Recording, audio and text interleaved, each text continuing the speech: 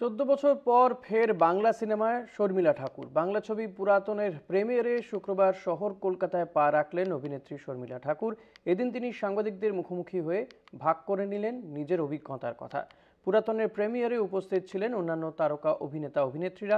উপস্থিত ছিলেন ঋতুপর্ণা সেনগুপ্ত, সৃজিত মুখার্জি, রুদ্রনীল ঘোষ। একসাথে শুটিং করেছি, খুবই চ্যালেঞ্জিং লোকেশন ছিল, বেশ দূরে ছিল, 2 ঘন্টা লাগছিল, 2 ঘন্টা না প্রায় আমি যেখানে ছিলাম সেখান থেকে যেতে। তারপরে ওখানে ভীষণ গঙ্গার পাড়ে খুব ঠান্ডা ছিল, খুব মশা ছিল, ডিসেম্বরে শুটিং করেছি। কিন্তু আমরা যেমন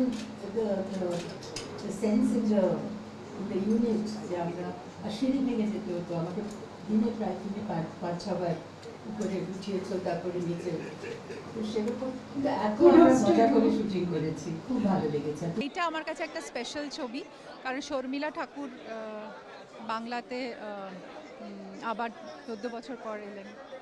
তো আমার খুব ভালো লাগছে যে আজকের এই দিনটা আমরা সেলিব্রেট করতে পারছি ওনার সাথে। বাঙালির যে কটা ইমোশন রয়েছে, যদি সেগুলোকে আমরা এক একটা ফুল দিয়ে সাজাই, তো তাহলে একটা ফুলের নাম কিন্তু শর্মিলা ঠাকুর। এটা আজকে থেকে নয়, এটা অনেক আগে থেকে। তিনি হিন্দি জগতে, ন্যাশনাল সিনেমাতে যে সম্মানের স্থান অর্জন করেছেন, সেখানে কিন্তু শুধুমাত্র সারা ভারতবর্ষের অভিনেতা অভিনেত্রী কুলি যে গর্বিত হয়েছেন তা নয়, আলাদা করে বাঙালি যেন কোথায় আপ্লুত হয়েছে তাঁর এই কাজে।